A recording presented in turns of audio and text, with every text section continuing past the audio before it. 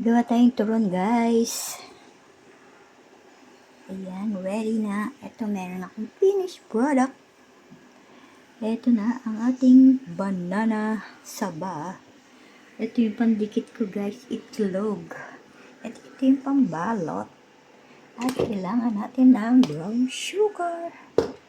Ayan na, guys. Simple lang ang ating gagawin. Lagyan lang natin ng sugar. And then, ilagay na natin ang banana. Ayan. Tamis na yung banana natin. So, yan. Ganyan. Lagyan natin ng pandikit. Ayan. Palibutan natin ng pandikit para siya ay madikit. Ayan na, guys. Ibalot na natin siya. And then, ayan. Ganito lang yung pag-wrap ng ating, ang hirap ng isang kamay. Ayan. Ayun. Finally. Tapos din tayo ng isa. Ganyan lang, guys, ang ating paggawa ng turon. Ayan. Lagyan natin ng sugar later sa ibabaw. Ito na ang ating finished product. Ayan na, guys. Isasalang na natin siya. Piprito. Ayan na, guys. Para manamis-namis rin ang ating wrapper sa ibabaw. Ayan. Lagyan natin ng sugar sa ibabaw. Para manamis-namis ang ating.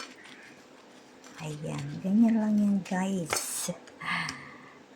Lagyan lang natin ng konting tamis ang wrapper para ito ay matamis din at masarap and crunchy. Manamis-namis and crunchy ang ating turon.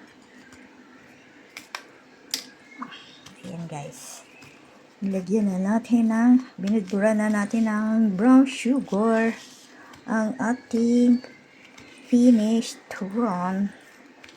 Ayan, ipiprito na natin siya, guys.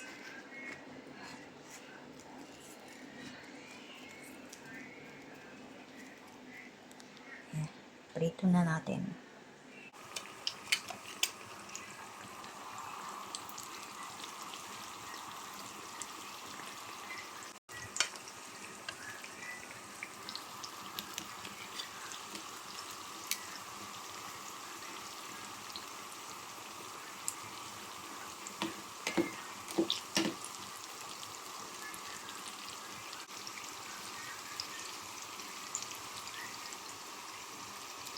Ayan, guys.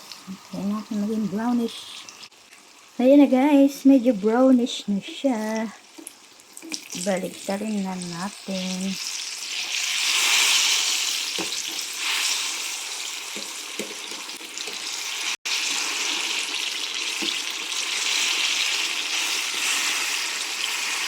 Ito na, guys. Last na to.